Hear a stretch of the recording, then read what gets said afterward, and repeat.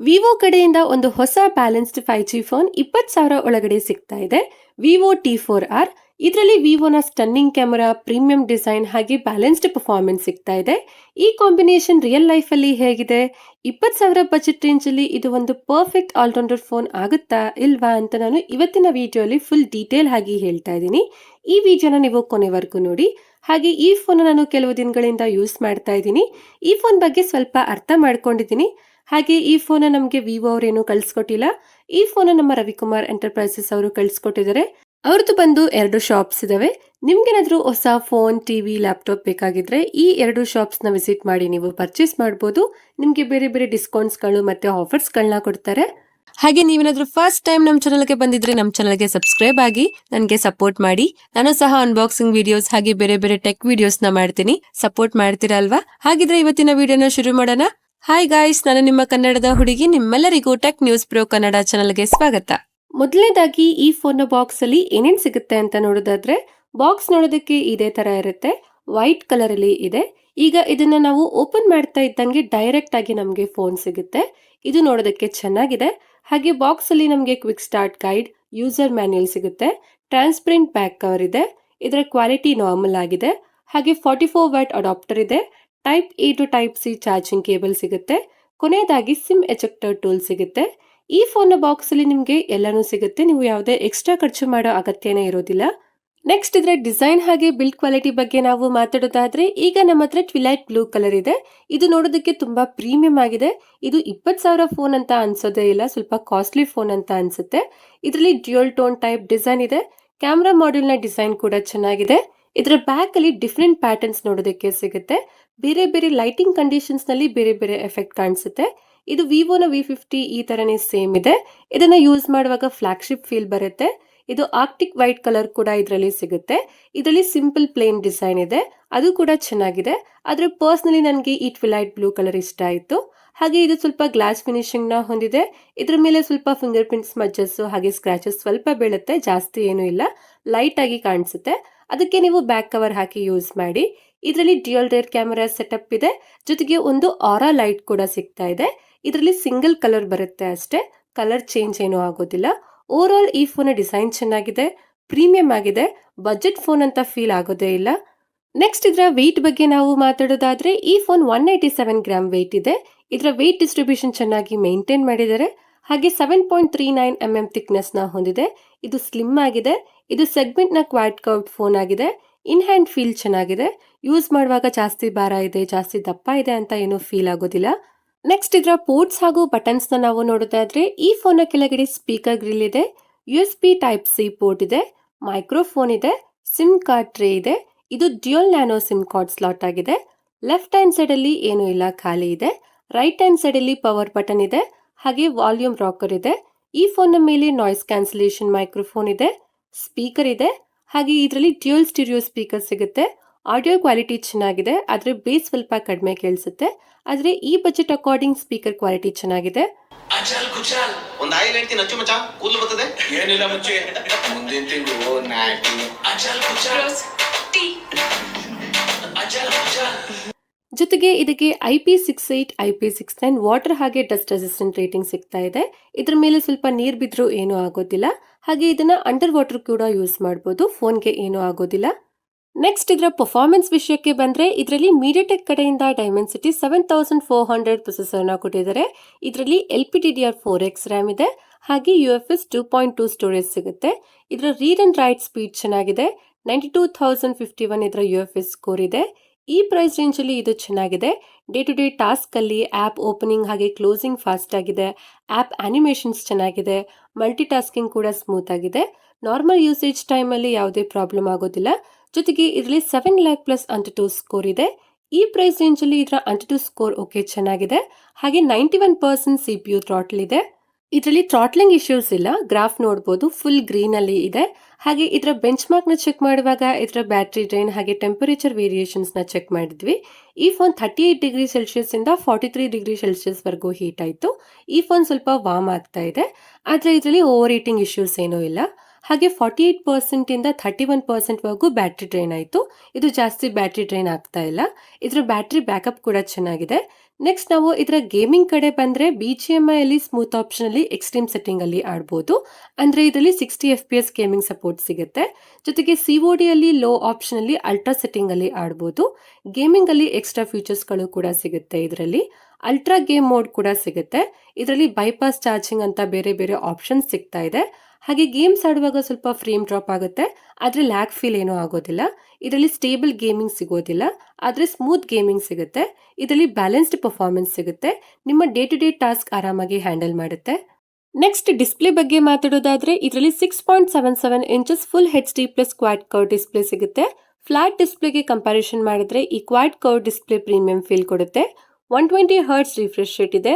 Display smooth ಆಗಿ work ಆಗುತ್ತೆ, lag feel ಏನೂ ಆಗೋದಿಲ್ಲ. ಜೊತೆಗೆ ಇದರ ಬೆಸಲ್ಸ್ ತುಂಬಾ ಥಿನ್ ಆಗಿದೆ. ಇದರ ಚಿನ್ ಕೂಡ ಕಡಿಮೆ ಇದೆ. ಇದನ್ನ ಎಡ್ಜ್ ಟು ಎಡ್ಜ್ ಡಿಸ್ಪ್ಲೇ ಅಂತ ಹೇಳ್ಬೋದು. ಈ ಡಿಸ್ಪ್ಲೇ HDR10+ ಗೆ ಸಪೋರ್ಟ್ ಮಾಡುತ್ತೆ. ನೆಟ್ಫ್ಲಿಕ್ಸ್ ನಂತಹ OTT ಆಪ್ಸ್ ನಲ್ಲಿ Widevine L1 ಜೊತೆಗೆ HDR10 ಸಪೋರ್ಟ್ ಕೂಡ ಸಿಗ್ತಾ ಇದೆ. ಅದರಿಂದ ಹೈ ಕ್ವಾಲಿಟಿ ಕಂಟೆಂಟ್ ಸ್ಟ್ರೀಮ್ ಮಾಡಬಹುದು. ಯೂಟ್ಯೂಬ್ ಅಲ್ಲಿ 4K HDR ವಿಡಿಯೋಸ್ ನ 60 FPS ಅಲ್ಲಿ ನೋಡಬಹುದು. ಇದರಲ್ಲಿ ಪ್ಲೇ ಆಗೋ ವಿಡಿಯೋಸ್ ಕ್ವಾಲಿಟಿ ಚೆನ್ನಾಗಿದೆ, ಆದ್ರೆ ಡೀಪ್ ಬ್ಲ್ಯಾಕ್ ಚೆನ್ನಾಗಿ ಕಾಣಿಸೋದಿಲ್ಲ. ಆದ್ರೆ ಇದರ HDR ಸಪೋರ್ಟ್ ಚೆನ್ನಾಗಿದೆ, ಸ್ಯಾಚುರೇಷನ್ ಚೆನ್ನಾಗಿದೆ, ಶಾರ್ಪ್ನೆಸ್ ಚೆನ್ನಾಗಿ ಮೇಂಟೈನ್ ಮಾಡುತ್ತೆ. ಹಾಗೆ ಇದಕ್ಕೆ ಡೈಮಂಡ್ ಶೆಲ್ ಗ್ಲಾಸ್ ಪ್ರೊಟೆಕ್ಷನ್ ಸಿಗ್ತಾ ಇದೆ. ಜೊತೆಗೆ ಮಿಲಿಟರಿ ಗ್ರೇಡ್ ಸರ್ಟಿಫಿಕೇಶನ್ ಕೂಡ ಸಿಗುತ್ತೆ. ಹಾಗೆ ಡಿಸ್ಪ್ಲೇ ಅಲ್ಲಿ 2160 ಹರ್ಟ್ಸ್ PWM ಡಿಮ್ಮಿಂಗ್ ಇದೆ. ಫ್ಲಿಕ್ಕರಿಂಗ್ ಇಶ್ಯೂಸ್ ಏನೂ ಇಲ್ಲ. ಲೋ ಲೈಟ್ ಅಲ್ಲಿ ಏನೋ ಯೂಸ್ ಮಾಡಬಹುದು, ಕಣ್ಗಳೇನೂ ಉರಿಯೋದಿಲ್ಲ. ಇದರಲ್ಲಿ 1300 ನೈಟ್ಸ್ HPM ಹಾಗೆ 1800 ನೈಟ್ಸ್ ಪೀಕ್ ಬ್ರೈಟ್ನೆಸ್ ಸಿಗುತ್ತೆ. ಈ ಡಿಸ್ಪ್ಲೇ ಬ್ರೈಟ್ ಆಗಿದೆ. ಇಂಡೋರ್ ಆಗಿ ಔಟ್ಡೋರ್ ಅಲ್ಲಿನೂ ಚೆನ್ನಾಗಿ ಕಾಣಿಸುತ್ತೆ. ಡೈರೆಕ್ಟ್ ಸನ್ಲೈಟ್ ಅಲ್ಲಿನೂ ವಿಸಿಬಿಲಿಟಿ ಚೆನ್ನಾಗಿದೆ. ಹಾಗೆ ಇದರಲ್ಲಿ ಇನ್ ಡಿಸ್ಪ್ಲೇ ಫಿಂಗರ್ ಪ್ರಿಂಟ್ ಸೆನ್ಸರ್ ಇದೆ. ಇದು ಕ್ವಿಕ್ಲಿ ಅನ್ಲಾಕ್ ಆಗುತ್ತೆ. ಇದರ ಹ್ಯಾಪ್ಟಿಕ್ಸ್ ಡೀಸೆಂಟ್ ಆಗಿದಾವೆ, ಸ್ವಲ್ಪ ವೈಬ್ರೇಷನ್ ಫೀಲ್ ಆಗುತ್ತೆ. ನೆಕ್ಸ್ಟ್ ಇದರ ಸಾಫ್ಟ್ವೇರ್ ಬಗ್ಗೆ ಮಾತಾಡೋದಾದ್ರೆ ಇದು ಫನ್ ಟಚ್ OS 15 ಅಲ್ಲಿ ವರ್ಕ್ ಮಾಡುತ್ತೆ. Android 15 ಅಲ್ಲಿ ಬರುತ್ತೆ. ಇದಕ್ಕೆ 2 ಇಯರ್ಸ್ ಮೇಜರ್ ಸಾಫ್ಟ್ವೇರ್ ಅಪ್ಡೇಟ್ ಹಾಗೆ 3 ಇಯರ್ಸ್ ಸೆಕ್ಯೂರಿಟಿ ಪ್ಯಾಚ್ ಅಪ್ಡೇಟ್ ಸಿಗುತ್ತೆ. ವಿವೋ ಅವರು ಅಪ್ಡೇಟ್ಸ್ ನ ಫಾಸ್ಟ್ ಆಗಿ ಕೊಡ್ತಾರೆ. ಈ UI ಅಲ್ಲಿ ಹಾಟ್ ಆಪ್ಸ್, ಹಾಟ್ ಗೇಮ್ಸ್ ಗಳು ಬರುತ್ತೆ. ಅವುಗಳನ್ನ ಡಿಸೇಬಲ್ ಮಾಡಬಹುದು. ಜೊತೆಗೆ ಕೆಲವು ಪ್ರೀ ಇನ್ಸ್ಟಾಲ್ಡ್ ಆಪ್ ಗಳು ಕೂಡ ಬರುತ್ತೆ, ಅದನ್ನ ಅನ್ಇನ್ಸ್ಟಾಲ್ ಮಾಡಬಹುದು. ಹಾಗೆ ಆಪ್ ಸ್ಟೋರ್ ನ ನೋಟಿಫಿಕೇಶನ್ ತುಂಬಾ ಬರುತ್ತೆ, ಇದನ್ನ ಆಫ್ ಮಾಡಬೇಕು. ಆಮೇಲೆ ನಿಮಗೆ ಸ್ವಲ್ಪ ಕ್ಲೀನ್ UI ಎಕ್ಸ್ಪೀರಿಯನ್ಸ್ ಸಿಗುತ್ತೆ. UI ಅಲ್ಲಿ ಲಾಕ್ ಸ್ಕ್ರೀನ್ ಕಸ್ಟಮೈಸೇಷನ್ ಆಪ್ಷನ್ ಸಿಗುತ್ತೆ. ಜೊತೆಗೆ ಕೆಲವು AI ಫೀಚರ್ಸ್ ಗಳು ಕೂಡ ಸಿಗುತ್ತೆ. ನೆಕ್ಸ್ಟ್ ಇದರ ಕನೆಕ್ಟಿವಿಟಿ ಬಗ್ಗೆ ಮಾತಾಡೋದಾದ್ರೆ ಇದರಲ್ಲಿ 8 5G ಬ್ಯಾಂಡ್ ಸಿಗುತ್ತೆ. ಡ್ಯುಯಲ್ ಬ್ಯಾಂಡ್ 4G ಸಪೋರ್ಟ್ ಇದೆ. Wi-Fi 6 ಸಿಗುತ್ತೆ. ಬ್ಲೂಟೂತ್ 5.4 ಇದೆ. ಆದ್ರೆ NFC ಸಪೋರ್ಟ್ ಇಲ್ಲ. ಆದ್ರೆ ಇದರ 5G ಕನೆಕ್ಟಿವಿಟಿ ಚೆನ್ನಾಗಿದೆ. ಕಾಲ್ ಬಂದಾಗ 5G ಇಂದ 4G ಗೆ ಶಿಫ್ಟ್ ಆಗೋದಿಲ್ಲ. ನೆಕ್ಸ್ಟ್ ಇದರ ಕ್ಯಾಮೆರಾ ಕ್ವಾಲಿಟಿ ಬಗ್ಗೆ ಮಾತಾಡೋದಾದ್ರೆ ಇದರಲ್ಲಿ ಡ್ಯುಯಲ್ ರೇರ್ ಕ್ಯಾಮೆರಾ ಸೆಟಪ್ ಇದೆ. 50 ಮೆಗಾ ಪಿಕ್ಸೆಲ್ ಮೇನ್ ಕ್ಯಾಮೆರಾ ಇದೆ. ಇದರಲ್ಲಿ ಸೋನಿ ಕಡೆಯಿಂದ IMX882 ಸೆನ್ಸರ್ ನ ಕೊಟ್ಟಿದ್ದಾರೆ. ಇದರಲ್ಲಿ OIS ಸಪೋರ್ಟ್ ಇದೆ. 2 ಮೆಗಾ ಪಿಕ್ಸೆಲ್ ಬೊಕೆ ಶೂಟರ್ ಸಿಗುತ್ತೆ. ಹಾಗೆ 32 ಮೆಗಾ ಪಿಕ್ಸೆಲ್ ಸೆಲ್ಫಿ ಕ್ಯಾಮೆರಾ ಇದೆ. ಫೋಟೋಸ್ ಕ್ವಾಲಿಟಿ ಬಗ್ಗೆ ಮಾತಾಡೋದಾದ್ರೆ ಡೇ ಟೈಮ್ ಅಲ್ಲಿ ಫೋಟೋಸ್ ಚೆನ್ನಾಗಿ ಬರುತ್ತೆ. ಸ್ಕಿನ್ ಟೋನ್ ಚೆನ್ನಾಗಿದೆ, ಕಲರ್ಸ್ ನ ಚೆನ್ನಾಗಿ ಪ್ರೊಡ್ಯೂಸ್ ಮಾಡುತ್ತೆ, ನ್ಯಾಚುರಲ್ ಕಲರ್ಸ್ ಬರುತ್ತೆ. ಇದರ ಲೈಟ್ ಕಂಟ್ರೋಲ್ ಚೆನ್ನಾಗಿದೆ. ಇದರಲ್ಲಿ 10x ಝೂಮ್ ಮಾಡಬಹುದು. ಝೂಮ್ ಫೋಟೋಸ್ ಕ್ವಾಲಿಟಿ ಚೆನ್ನಾಗಿಲ್ಲ, ಝೂಮ್ ಫೋಟೋಸ್ ನ ತೆಗಿಬೇಡಿ. ಆದ್ರೆ 1x 2x ಅಲ್ಲಿ ಫೋಟೋಸ್ ಚೆನ್ನಾಗಿ ಬರುತ್ತೆ. ಡೀಟೇಲ್ಸ್ ಚೆನ್ನಾಗಿದೆ. ಹಾಗೆ ಪೋರ್ಟ್ರೇಟ್ ಮೋಡ್ ಅಲ್ಲಿ ಮಲ್ಟಿಫೋಕಲ್ ಪೋರ್ಟ್ರೇಟ್ ಆಪ್ಷನ್ ಸಿಗುತ್ತೆ. 1x 1.5x ಹಾಗೆ 2x ಝೂಮ್ ಮಾಡಬಹುದು. ಇದರಲ್ಲಿ ಡೀಟೇಲ್ಸ್, ಕಲರ್ಸ್ ಎಲ್ಲ ಚೆನ್ನಾಗಿದೆ. ಆದ್ರೆ ಕೆಲವು ಫೋಟೋಸ್ ಅಲ್ಲಿ ಎಡ್ಜ್ ಡಿಟೆಕ್ಷನ್ ಚೆನ್ನಾಗಿಲ್ಲ, ಹ್ಯೂಮನ್ಸ್ ನ ಚೆನ್ನಾಗಿ ಫೋಕಸ್ ಮಾಡೋದಿಲ್ಲ. ಇದನ್ನ ವಿವೋ ಅವರು ಸರಿ ಮಾಡಬೇಕು. ಇದು ಎಲ್ಲಾ ಪೋರ್ಟ್ರೇಟ್ ಫೋಟೋಸ್ ಅಲ್ಲಿ ಆಗೋದಿಲ್ಲ, ಕೆಲವು ಫೋಟೋಸ್ ಅಲ್ಲಿ ಮಾತ್ರ ಆಗುತ್ತೆ. ಕೆಲವು ಪೋರ್ಟ್ರೇಟ್ ಫೋಟೋಸ್ ಚೆನ್ನಾಗಿದಾವೆ, ನನ್ಗೆ ಇಷ್ಟ ಆಯ್ತು. ಹಾಗೆ ಲೋ ಲೈಟ್ ಫೋಟೋಸ್ ಪರವಾಗಿಲ್ಲ, ಚೆನ್ನಾಗಿದೆ. ಬ್ರೈಟ್ ಇಮೇಜಸ್ ಬರುತ್ತೆ. ಆರಾ ಲೈಟ್ ಇರೋದ್ರಿಂದ ಡೇ ಟೈಮ್ ಅಲ್ಲಿ ಬರೋ ತರನೇ ಕಲರ್ಸ್ ಚೆನ್ನಾಗಿ ಬರುತ್ತೆ. ಡೀಟೇಲ್ಸ್ ಚೆನ್ನಾಗಿದೆ. ಆದ್ರೆ ಇದರಲ್ಲಿ ಲೈಟ್ ಕಂಟ್ರೋಲ್ ಚೆನ್ನಾಗಿಲ್ಲ, ಇನ್ನು ಬೆಟರ್ ಆಗ್ಬೋದಿತ್ತು. ಹಾಗೆ ಸೆಲ್ಫಿ ಫೋಟೋಸ್ ಕಡೆ ಬಂದ್ರೆ ಇದರಲ್ಲಿ ಡೀಟೇಲ್ಸ್ ಚೆನ್ನಾಗಿದೆ, ಕಲರ್ ಚೆನ್ನಾಗಿದೆ, ಶಾರ್ಪ್ನೆಸ್ ಚೆನ್ನಾಗಿದೆ, ಲೈಟ್ ಕಂಟ್ರೋಲ್ ಪರವಾಗಿಲ್ಲ, ಚೆನ್ನಾಗಿದೆ. ಆದ್ರೆ ಕೆಲವು ಫೋಟೋಸ್ ಅಲ್ಲಿ ಡಾರ್ಕ್ನೆಸ್ ನ ಜಾಸ್ತಿ ಆಡ್ ಮಾಡುತ್ತೆ. ಆದ್ರೆ selfie portrait photos edge direction ಚೆನ್ನಾಗಿದೆ, ಡೀಟೇಲ್ಸ್ ಚೆನ್ನಾಗಿದೆ, HDR ನ ಚೆನ್ನಾಗಿ ಮೇಂಟೈನ್ ಮಾಡುತ್ತೆ. ಸೆಲ್ಫಿ ಫೋಟೋಸ್ ನನಗೆ ಇಷ್ಟ ಆಯ್ತು. ಹಾಗೆ ಇದರಲ್ಲಿ ಫ್ರಂಟ್ ಅಂಡ್ ಬ್ಯಾಕ್ ಇಂದ 4K ವಿಡಿಯೋಸ್ ನ 30 FPS ಅಲ್ಲಿ ತೆಗಿಬಹುದು. ಮೇನ್ ಕ್ಯಾಮ್ರಾದಲ್ಲಿ OIS ಸಪೋರ್ಟ್ ಇರೋದ್ರಿಂದ ಸ್ವಲ್ಪ ಸ್ಟೇಬಲ್ ವಿಡಿಯೋಸ್ ಬರುತ್ತೆ, ಜಾಸ್ತಿ ಶೇಕ್ ಆಗೋದಿಲ್ಲ. ವಿಡಿಯೋಸ್ ಅಲ್ಲಿ HDR ಮ್ಯಾನೇಜ್ಮೆಂಟ್ ಚೆನ್ನಾಗಿದೆ, ಲೈಟ್ ಕಂಟ್ರೋಲ್ ಚೆನ್ನಾಗಿದೆ, ಓವರ್ ಸ್ಯಾಚುರೇಟೆಡ್ ಆಗೋದಿಲ್ಲ. ಇದರಲ್ಲಿ ಸ್ವಲ್ಪ ಫೋಕಸ್ ಇಶ್ಯೂಸ್ ಇದೆ, ಸರಿಯಾಗಿ ಫೋಕಸ್ ಮಾಡೋದಿಲ್ಲ.